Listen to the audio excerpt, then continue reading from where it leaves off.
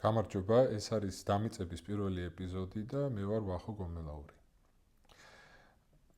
საუბრების ციკლი მინდა დავიწყო ალბათ ყველაზე ნაკლებად დამიწებული მოვლენით და მინდა დავიწყო ბავშვობის პრობლემით.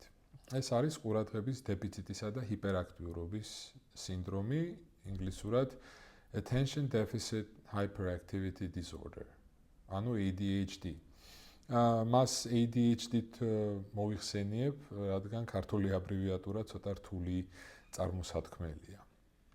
ეს არის პრობლემა, რომელიც არის დაკავშირებული ბავშვებში იმპულსურ ქცევასთან, მოусვენრობასთან და იმის უნარობასთან, რომ რაღაცას ყურადღება მიადევნოს ბავშვმა და შეასრულოს დავალებები, რომელსაც მას აკისრებს სკოლა თუ ოჯახი და ყურადღება მიადევნოს ამ დავალებებს.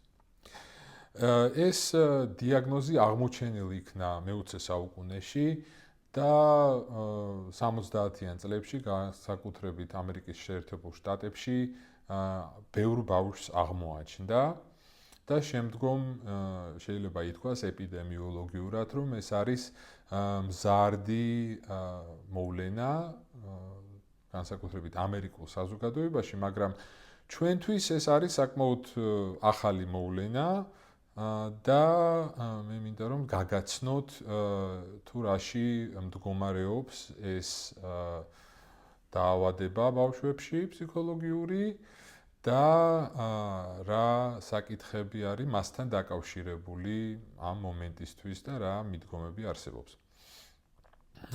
საინტერესო ის არის, რომ ამ დიაგნოზის აღმოჩენას პარალელურად ფაქტიურად მოყვა მისი მედიკამენტოზური მკურნალობა და სამედიცინო ახსნა თუ რა არის ADHD.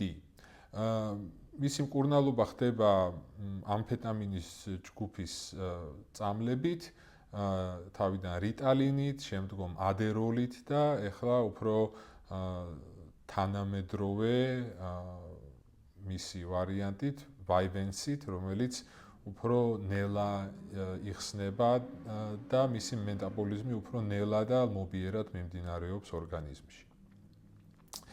1980 წელს იგი შეტანილი იქნა DSM-3-ის დიაგნოზთან ნუსხაში და მოკლედ სამედიცინო მოდელი მას ხსნის როგორც გარკვეულ ბიოლოგიურ ნეიროფსიქოლოგიურ პრობლემას, რომ იგი დაკავშირებულია დოპამინის დეფიციტთან და აგრეთვე ტვინის ქერქის გარკვეულ უნარობასთან. საინტერესო ის არის, რომ ზუსტად იგივე მახასიათებლები შეიძლება ითქვას აქვს სხვა იმპულსის კონტროლის დარღვევასთან დაკავშირებულ დაავადებებს და აგრეთვე ადიქციას, ანუ ტვინის ქერქი არის ნაკლებად აქტიური და დოპამინის ნაკლებობაა საერთოდ, ესე იგი, ნერვულ სისტემაში, განსაკუთრებით რაც დაჯილდოების ნერვულ წრედებს ეხება და მე მიმაჩნია, რომ აქ შეიძლება იყოს ცოტა სხვანაირი ახსნები იმისი თუ რასთან გვაქვს საქმე. საინტერესო ის არის, რომ ეს დიაგნოზი ისმევა როგორც ქვედა ასევე ზედა კლასის ოჯახების ბავშვებში, თუმცა დამოკიდებულება ბავშვისადმი არის ხოლმე განსხვავებული. ამ დიაგნოზის მომხრეები ზუსტად საუბრობენ იმაზე, რომ თავიდან თუ ბავშვს აბრალებდნენ გარკვეულ მორალურ უნარობას, რომ ესე იგი დაუჯეროს მასწავლებელს თუ უფროს შეასრულოს დავალებები და ასე შემდეგ, შემდგომ როდესაც ეს უფრო სამედიცინო ნეიროფსიქოლოგიური ახსნა და დიაგნოზი გამოჩნდა, ეს მორალური განკიცხვა განეიტრალდა. თუმცა შეიძლება ითქვას, რომ ქვედა კლასის ბავშვებისთვის ეს მაინც რჩება გარკვეულ სტიგმად, გარკვეულ ესე იგი პრობლემური ბავშვის აღმნიშნელ დიაგნოზად, ხოლო ზედა კლასის ბავშვებისთვის ხშირად ეს არის პირიქით რაღაცნაირი ბილეთი, რომ მათ მიიღონ დამატებითი დახმარება, რაღაც განსაკუთრებული პირობები შეექმნათ სწავლისთვის და რაღაც სხვა შეღავათები, მოკლედ, აღმოაჩნდეთ გარემოში. და ეს უთანასწორობა არის ზუსტად ის მრავალმხრივობა, რაც ახასიათებს ამ დიაგნოზს. ეს დიაგნოზი შეიძლება ითქვას გარკვეული სპექტრია. ზოგ ადამიანს ძალიან უჭირს ყურადღების მიქცევა, ძალიან მოუსვენარია, ზოგს ნაკლებად აქვს ეს გამოხატული, მაგრამ მაინც პრობლემურად. შეიძლება ითქვას, რომ ბავშვებშიც არსებობს და დიდებშიც. ზოგი მკვლევარი ამბობს, რომ შეიძლება 40 მილიონზე მეტ ამერიკელს ჰქონდეს ეს პრობლემა. ზოგი ამბობს, რომ მაგალითად ციხეებში ვინც არის, შეიძლება 90%-ს პატიმრების ჰქონდეს ADHD. ასე რომ ეს არის რაღაც მოვლენა, როგორც შეიძლება ითქვას სოციალური სიმპტომი, რომელსაც შეიძლება ბევრი კუთხით მიუდგეთ. შეიძლება ითქვას, რომ თუ მას მიუდექით როგორც სტიგმას, პრობლემას, გარკვეული პათოლოგიის აღმნიშვნელს და ნაკლებად დავეხმარეთ ბავშვს, მას შეესაძლოა მეტი სირთულეც კი წარმოიქმნას შემდგომ მის სწავლის, კარიერის ან თუნდაც პირადი ცხოვრების სფეროებში. თუ კი მან მიიღო მეტი დახმარება არა მხოლოდ სტიმულანტების სახით, შესაძლოა ეს მას პირიქით დაეხმაროს, რომ კონკურენტუნარიანი იყოს თავის თანატოლებთან. ხშირად ხდება, რომ ამერიკაში კოლეჯშიც აგრძელებენ ხოლმე სტუდენტები სტიმულანტების მიღებას მაგალითად და შემდგომ კარიერაშიც და ეს ეხმარებათ მათ პროდუქტიულობის გაზრდაში და გარკვეული წარმატების მიღწევაშიც კი. თუმცა შეიძლება ითქვას, რომ როგორც ქვედა, ასევე ზედა კლასის ადამიანებს, რომლებიც იღებენ ესეთ სტიმულანტებს, ხშირად ექმნებათ ხოლმე ჯანმრთელობასთან დაკავშირებული პრობლემები, ეს შეიძლება იყოს გულსის ძარღვთა პრობლემები, შეიძლება იყოს დიაბეტი და აგრეთვე ხშირად აქვთ უკვე მერე სხვა ნივთიერებებზე დამოკიდებულება, რომლებიც უფრო პრობლემურიც კი არის ვიდრე სტიმულანტები. თუმცა სტიმულანტები ზოგადად დიდ დატვირთვას გულისხმობენ ორგანიზმზე და რა თქმა უნდა სასურველია, რომ სხვა გზა მოიძებნოს, როგორ შეიძლება დავეხმაროთ ამ ადამიანებს. და მე ვეცდები, რომ რაღაცა ესეთი ალტერნატიული ჯერ ახსნა და შემდგომ შესაძლო დახმარების გზებზე გესაუბროთ დღეს. სანამ მე გადავალ ფსიქოანალიტიკურ მიდგომაზე ADHD-ის მიმართ, მინდა საინტერესო ანალიზი შემოგთავაზოთ, რომელიც პოპულარული გახდა დასავლეთში ბოლო აწრეულების განმავლობაში, რომელიც ესეთი უფრო შეიძლება ითქვას ევოლუციურ ანთროპოლოგიურია.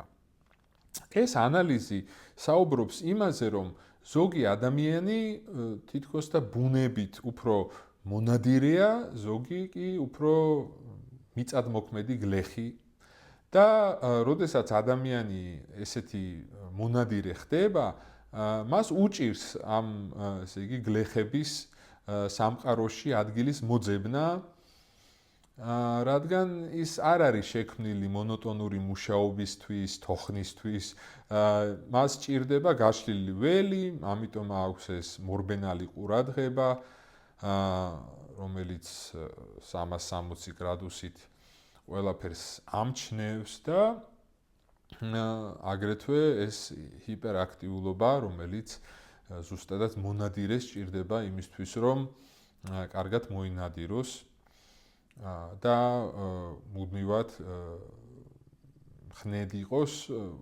ცვალებად გარემოში. როდესაც მიწადმოქმედი უფრო ნაცნობ გარემოში მოღვაწეობს და მას ესეთი გამოწვევები არ აქვს. ავტორები საუბრობენ იმაზე, რომ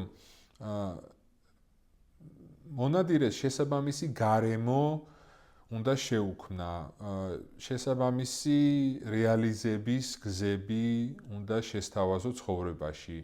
რაღაცა უფრო შემოქმედებითი, რაღაცა უფრო ინოვატორული და არა იგივე, რაც მიწადმოქმედს. თუმცა, რა თქმა უნდა, შესაძლოა ესეთი როლები საზოგადოებაში არ არის ისეთი გავრცელებული, როგორც დღესდღეობით ის როლები, რომლებიც საჭიროებენ მოთმინებას, ბიუროკრატიულ პროცესებთან მეგობრობას და თანმიმდევრულობას და გულმოდგინებას და ესე იგი მოსაწყენ საქმიანობასთან ტოლერანტულად გამკლავებას.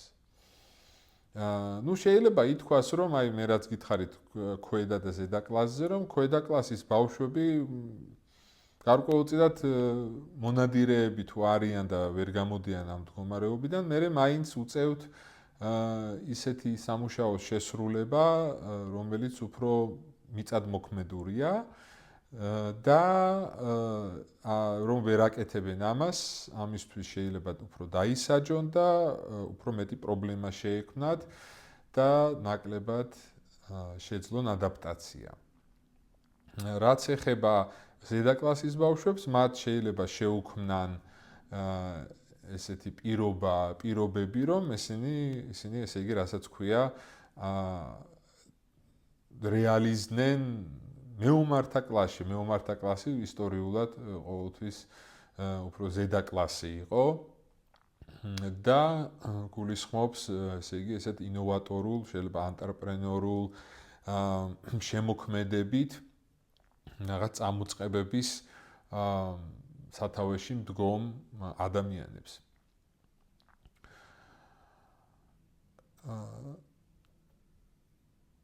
მე მგონია, რომ კარგი იქნებოდა ისეთი გამოსავალის მოძებნა, რომელიც ყველა ესეთ აფორიაქებულ და მოუსვენარ და ვერ დამშვიდებულ ბავშვს და ადამიანს დაეხმარებოდა და მიმაჩნია, რომ ფსიქოანალიზი განსაკუთრებით კი ისეთი ფსიქოანალიზი, რომელიც ენაზე აკეთებს აქცენტს, ეს ფრანგი ფსიქოანალიტიკოსი ჟაკ ლაკანის მიერ შექმნილი სტრუქტურალისტური ფსიქოანალიტიკური თეორია მოგცემს ჩვენ სწორ პერსპექტივას, რომ დავსახოთ სხვა გამოსავალის გზა.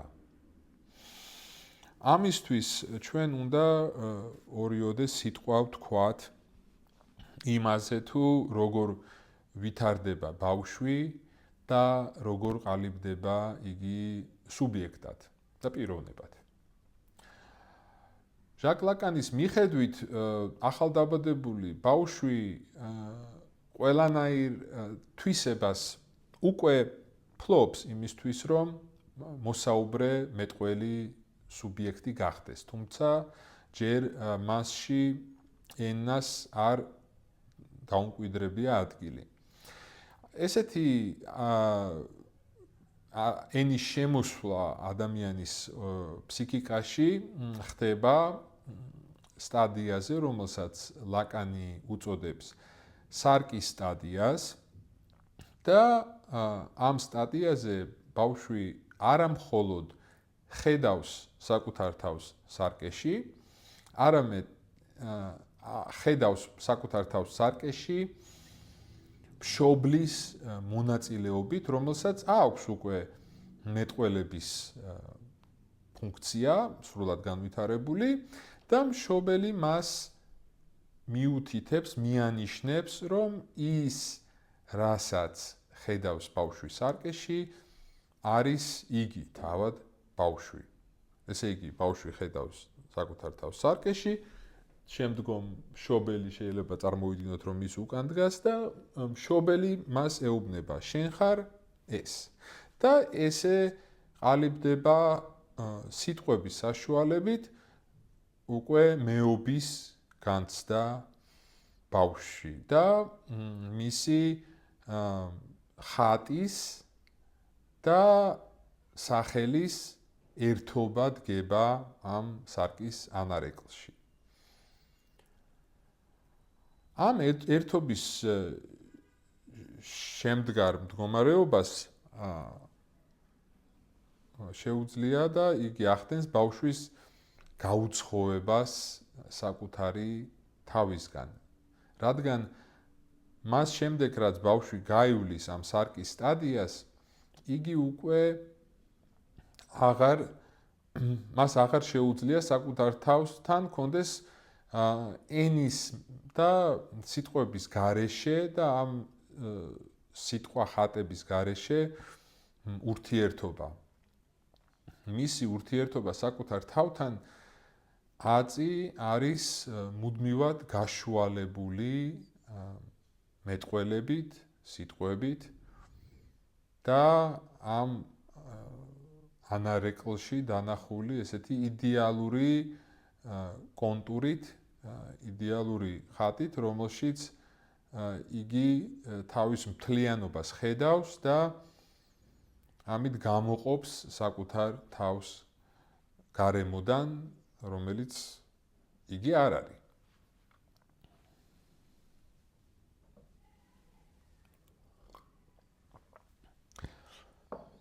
აქ დასაბამს იღებს ორი მნიშვნელოვანი პროცესი. ერთი არის ის, რომ ბავშვი ამ ენის შემოსვლის შედეგად გაუცხოვებული და გახლეჩილია.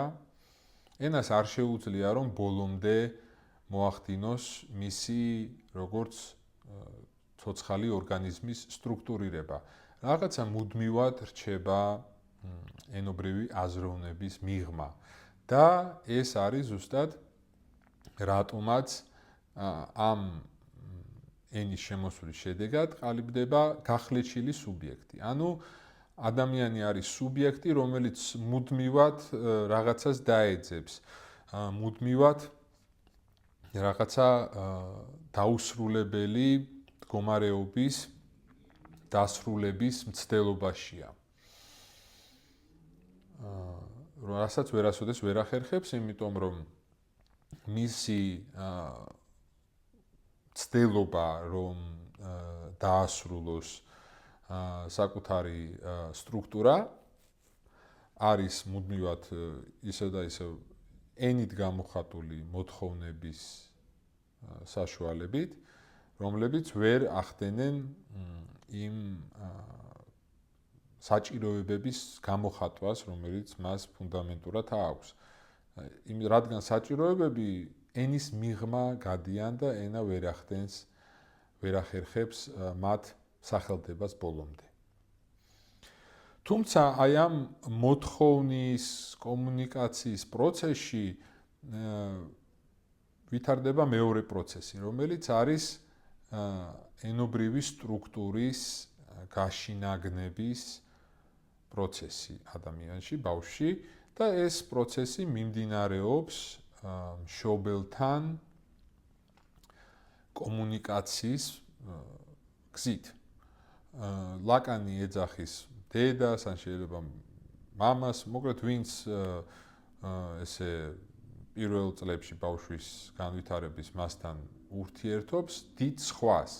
და ეს დიდი სხვა არის სტრუქტურა, რომელიც საკუთარ თავში მოიცავს აზრებს, სიტყვებს, მათ შორის გრამატიკულ, შინაარსობრივ მიმართებას, მოკლედ ცოდნას, წესებს, კულტურულ ნორმებს და ასე შემდეგ.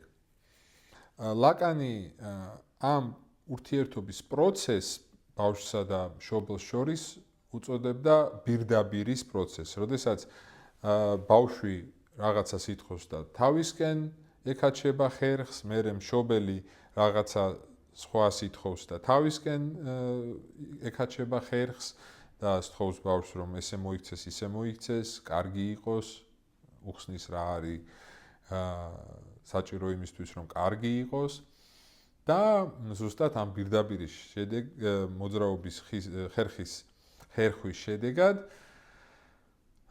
ბავშვში შინაგდება ეს სიმბოლური სტრუქტურა უფრო და უფრო.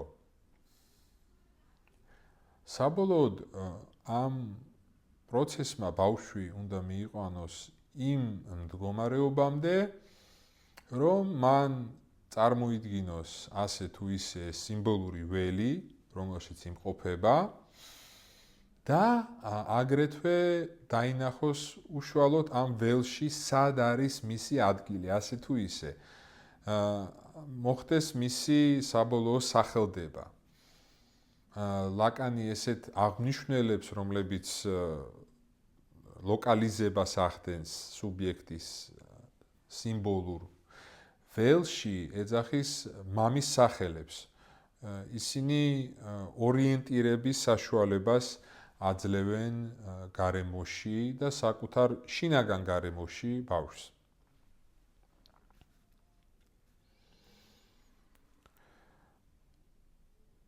იმისთვის რომ ბავშვი განვითარდეს ჯანსაღად როგორც სუბიექტი, ამისთვის მშობელმა უნდა აღიაროს იგი როგორც უნიკალური მოთხოვნილებების მქონე სუბიექტი, როგორც სუბიექტი, რომელსაც სირთულეები აქვს ენასთან, ნორმებთან, სოციალურ სტრუქტურაში შემოსვლასთან დაკავშირებით, როგორც ნებისმიერ ინდივიდს.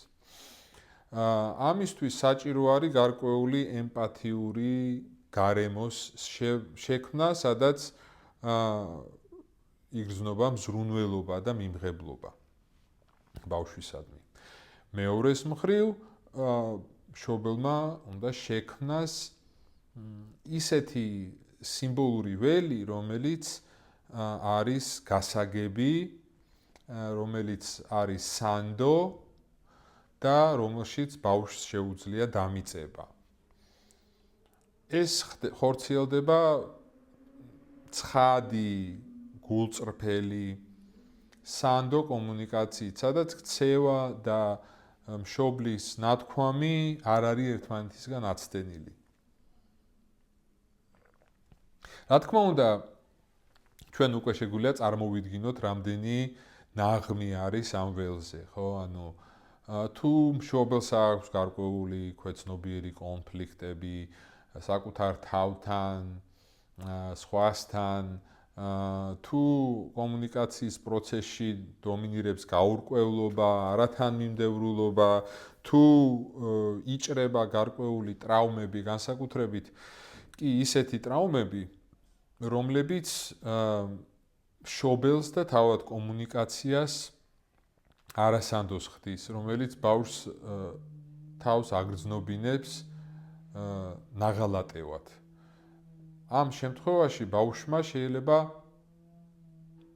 დააკარგოს ნდობა თვითონ კომუნიკაციის პროცესისადმი და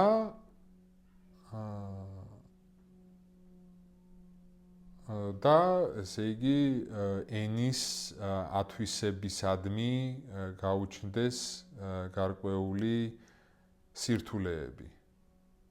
შეიძლება ითქვას, რომ მშობელი არის ბავშვისთვის ცოდნის პირველ წყარო. შემდგომ ცოდნის წყარო აგრეთვე ხდება სკოლა და სხვა ინსტიტუტები ცხოვრებაში ადამიანის. თუ ნდობა არ არის განვითარებული ამ ცოდნის პირველ წყაროსადმი, მაშინ ბავშვს აგრეთვე შემდგომ უჭირს, რომ სათანადოდ მიუდგეს ცოდნის სხვა წყაროებს, უშუალოდ სკოლას და კონდეს ნდობა იმასთან დაკავშირებით, რომ მაგალითად სკოლაში თუ რაღაცას ისწავლის, ყურადღებას მიაქცევს, ამისთვის მიიღებს ჯილდოს. ზუსტად ეს სიმბოლური წყობისადმი უნდობლობა არის, რაც შემდგომ უკვე ნეირო დონეზე არღვევს დაჯილდოების წრედების მიერ დოპამინის სათანადო რაოდენობით გამოყოფას. ხოლო შეიძლება ითქვას, რომ ტვინის ქერქი ნაკლებად აქტიურია ესეთ ბავშვებში, იმიტომ რომ ტვინის ქერქი ზუსტადაც არის სიმბოლური პროცესების და ენერგიის, იმპულსების, ლიბიდინალური თავის ტვინის მართვის უფრო სიმბოლური აზროვნებითი ნაწილი.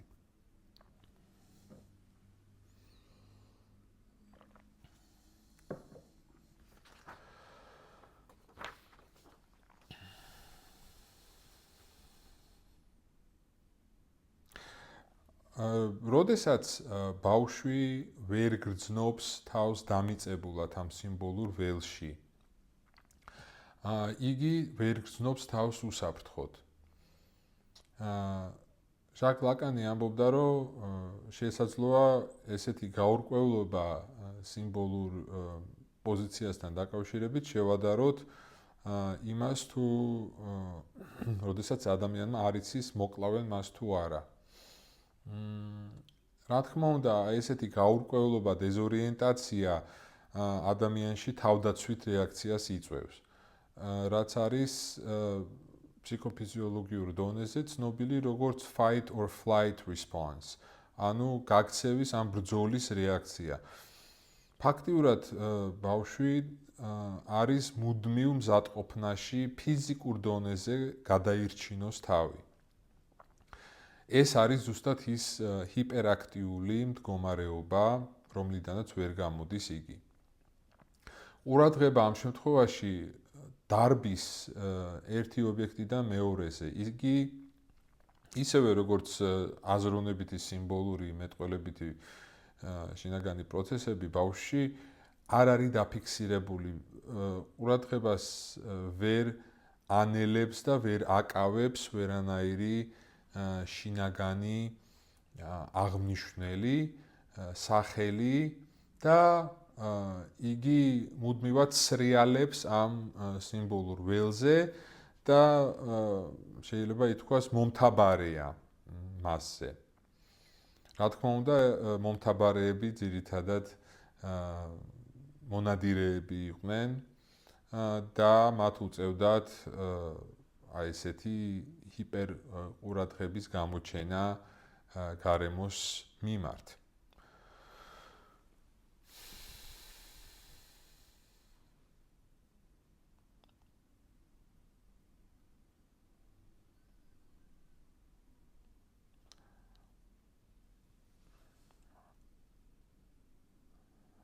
ფრანსუაზ დოლტო იყო ფრანგი ბავშვთა ფსიქოანალიტიკოსი, რომელიც ამბობდა, რომ ძალიან მნიშვნელოვანია მოусმინოთ ბავშვს, რომ მან დაინახოს, რომ მას უსმენენ როგორც სუბიექტს და საკუთარი შინაგანი მოთხოვნილებები შეძლოს სიტყვებში გამოხატოს და დამიწდეს ამ დიდ სხვაში, მეტყველების სტრუქტურაში, ენობრივ სტრუქტურაში.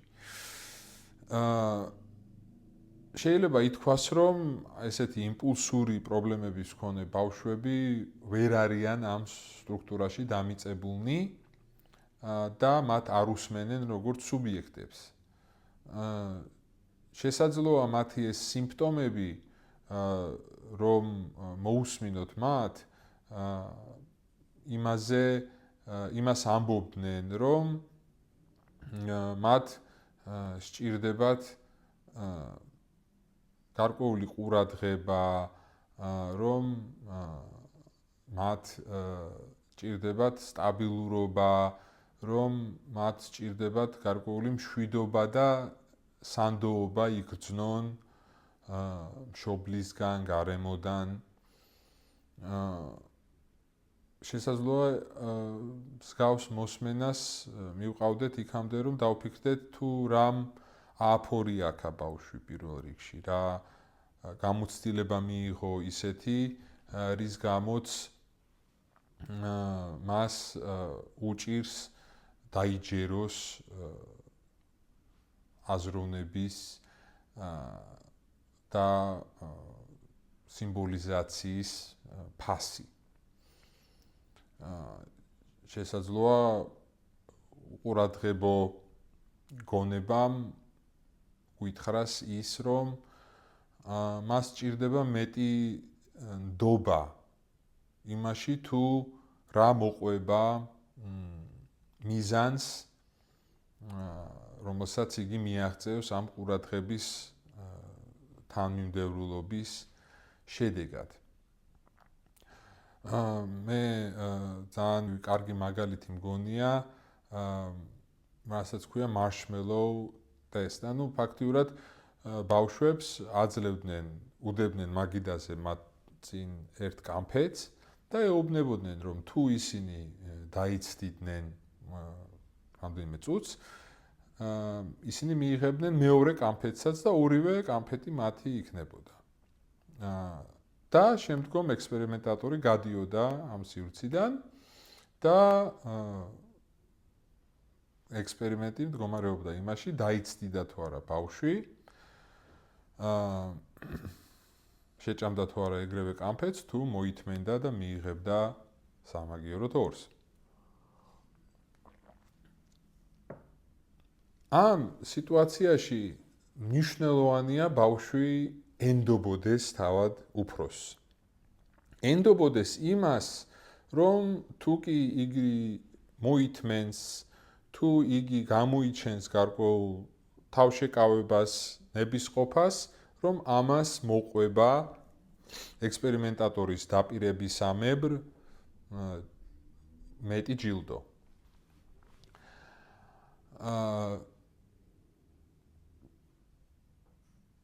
მე ვიტყოდი, რომ აი ზუსტად ესეთი ნდობა არის დარღვეული ყურადღების დეფიციტის დროს და შესაბამისად ადამიანი იმყოფება მუდმივად რაღაცა მოუთმენლობის მდგომარეობაში, სადაც მან უნდა აი ეგრევე მიიღოს ეს კმაყოფა და აი სტიმულანტებით ესეთი ბავშვების მკურნალობა გარკვეულწილად აი ესეთი ყოფის წახალისება არის მათში, იმიტომ რომ ეს სტიმულანტები არის როგორც აი კამფეტების ფიალა, რომელიც ულევია. თუმცა ნებისმიერი სტიმულანტის შემთხვევაში საქმე გვაქვს იმასთან, რომ ჯილდო, ტკბობა მიიღწევა სიმბოლური წესრიგის, ანუ ენობრივი წესრიგის მიღმა. პირდაპირი გზით, ანუ ტკბობაზე ბავშვს აქვს ქიმიური წვდომა და ამისთვის მის გონებას არ უწევს სიმბოლურ კალაპოტებში გავლა და რასაც ქვია ინვესტიცია იმაში, რაც ოდნასაც ენდობა იგი და რა სიმბოლურ აღნიშნულებს იგი მიაწერს თავს. როგორც ვთქვი, ეს აღნიშნულები ლაკანისთვის მამის სახელები იყო. ეს არ არის შემთხვევითი, იმიტომ რომ ისტორიულად პატრიარქალურ ტრადიციულ საზოგადოებაში მამა იყო ამ სიმბოლური წესრიგის სანდოობის გარანტი. ოჯახები გარკვეულ ავტონომიას ფლობდნენ ცოდნაზე იმის შესახებ თუ როგორ უნდა ეცხოვრათ, თუმცა ეს ხდებოდა პატრიარქალური იერარქიის კონტექსტში. მოდერნიზაციის და ინდუსტრიალიზაციის ეპოქაში, განსაკუთრებით მე-19 საუკუნიდან ამ წყობამ დაიწყო რღვევა. არა მხოლოდ იმიტომ, რომ დიდი ქალაქები განვითარდა, სადაც აშენდა ქარხნები და რომლებშიც აგრეთვე ქალებმა შეძლეს კაცებისგან დამოუკიდებლად ცხოვრება, არამედ აგრეთვე იმის გამო, თუ როგორ მოხდა თავად ცხოვრების გააზრებისთვის საჭირო ცოდნის ამოკრეფვა, შეიძლება ითქვას, საზოგადოებიდან, ოჯახებიდან და კონცენტრაცია გარკვეულ ინსტიტუციებში. მაგალითად, ავიღოთ მეწაღე. ინდუსტრიულ რევოლუციამდე მეწაღემ იცოდა, როგორ შეექმნა ფეხსაცმელი არაფრისგან ფაქტიურად, ანუ მთელი პროცესი იცოდა და დამოუკიდებლად აწარმოებდა პროდუქტს. ხოლო ქარხანაში ეს წარმოების პროცესი დანაწევრდა და უკვე მუშა რაღაც ნაწილს შეიძლება აწარმოებდეს მხოლოდ ფეხსაცმლის, მაგალითად მხოლოდ ქუსლს. და ეს დანაწევრება ცოდნის აგრეთვე არის დაკავშირებული იმასთან, რომ რაღაცნაირად მოხდა, ესე იგი, უფრო გაუცხოება აგრეთვე იმ ცოდნასთან, რომელიც ეხება ყოველდღიურ ცხოვრებას, როგორ უნდა გაერკვეს სამყაროში ადამიანი, როგორ უნდა შედგეს ოჯახი, როგორ უნდა დააკვალიანოს ოჯახმა ბავშვი. მე აქ არა ვაპირებ ტრადიციებთან დაბრუნების ადვოკატირებას, მაგრამ საჭირო არის რაღაცა სხვა გზების მოძებნა იმისთვის, რომ საზოგადოებაში ოჯახებმა შეძლონ ორიენტაცია ამ ძალიან სწრაფად ცვალებად სამყაროში. და ეს ინსტიტუციები, რომლებიც უნდა ეხმარებოდნენ ოჯახებს სამყაროში ორიენტაციაში, თუნდაც ფსიქოლოგიის ინსტიტუტი, სკოლის ინსტიტუტი, როგორც უკვე აღვნიშნე, ისინი ყველა ადამიანს ერთნაირად ვერ ემსახურებიან. მათი მოქნილობა ხშირად დამოკიდებულია იმაზე, თუ რა პრივილეგიები გააჩნია ამა თუ იმ ფენას. მოდით აგრეთვე აღვნიშნოთ ის, თუ რამდენად წამყვანი არის დღესდღეობით ემოციური შრომა, თუნდაც მომსახურების სფერო, ან თუნდაც რამდენად მნიშვნელოვანია ურთიერთობები სამუშაო ადგილებზე. მშობლები ხშირად სახლში ბრუნდებიან ემოციურად გადაღლილები და როგორც ისინი, ასევე ბავშვები დროს ატარებენ ეკრანებთან, რაც შეიძლება ითქვას გარკვეულ კედელს ქმნის მათ შორის. აგრეთვე მსგავს პრობლემასთან გვაქვს საქმე თვითონ იმ პროფესიონალების შემთხვევაში, რომლებიც თანამედროვე საზოგადოებაში უნდა აკვალიანებდნენ ბავშვს. ფსიქოლოგები, მასწავლებლები, სოციალური მუშაკები, სხვა პროფესიონალები, რომლებიც არიან ჩართულნი ოჯახის და ბავშვის ცხოვრებაში, აგრეთვე ფლობენ რესურსს იმის მიხედვით თუ რა პირობებში უწევთ მუშაობა. თუნდაც ის ფსიქოლოგები და მასწავლებლები, რომლებიც ემსახურებიან უფრო გაჭირვებულ კლასებს საზოგადოების, ხშირად გადატვირთულნი არიან, გადაღლილნი არიან და თვითონ სისტემაც, რომელიც ემსახურება მასებს, არის ხოლმე ძალიან ხისტი და რიგიდული.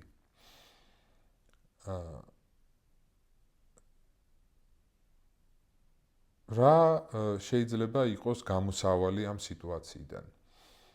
პირველ რიგში მე მიმაჩნია, რომ ჩვენ უნდა დავმიწდეთ იმის გააზრებაში, რომ სინამდვილეში ყველა ადამიანს, ყველა მშობელს აქვს ავტონომიური უნარი, რომ კონდეს წვდომა იმის საზრისზე, რომელიც მას დააკვალიანებს ცხოვრებაში. ეს ძალიან ინდივიდუალური გზა და ინტიმური ურთიერთობა შეიძლება იყოს ცოდნასთან, მაგრამ ამ კონკრეტულ ცოდნაზე, რომელიც კონკრეტულ ოჯახს შეიძლება ჭირდებოდეს იმისთვის, რომ გაერკვეს, ან კონკრეტულ მშობელს გაერკვეს იმაში, თუ სად არის და რას ეუბნება საკუთარ შვილს იმასთან დაკავშირებით, თუ ის სად არის და რა არის ამ სამყაროში სანდო, ასე თუ ისე, ეს ცოდნა არის ისეთივე ხელმისაწვდომი შეიძლება ითქვას, როგორც მიწა ჩვენს ფეხქვეშ. სამწუხაროდ, დღევანდელი სისტემები ხშირად ამის გააზრების საშუალებას არ გვაძლევენ. რაც ეხება საზოგადოებას, საზოგადოებასაც აქვს იმისი უნარი, რომ გარდაიქმნას ისეთად, რომელშიც ყველა ინდივიდს გაუადვილდება საკუთარი ადგილის პოვნა, საკუთარი, ესე იგი, პრივილეგიების თუ მიკუთვნებულობის მიუხედავად. რა თქმა უნდა, ეს საზოგადოება უნდა იყოს მოქნილი, უნდა იყოს გახსნილი და უნდა მიმართავდეს რესურსებს იმ საჭიროებებისადმი, რომლებიც უჩნდება ოჯახს, ბავშვს და მის ნებისმიერ წევრს. ლოგიკურია, რომ მხოლოდ ესეთ საზოგადოებაში მისი ყველა წევრი შეძლებს საკუთარი ადგილის დანახვას. და ამ დანახვას მოყვება ზუსტად ის სიმშვიდე, ის სტაბილურობა, რომელიც არის ამ ჰიპერაქტიულობის და უადგილობის საპირწონე.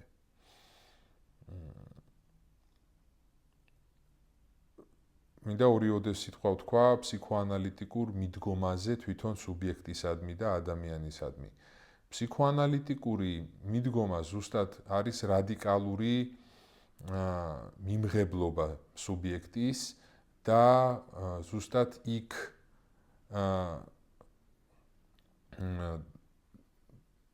ცივცის შექმნა, სადაც სუბიექტი იმყოფება.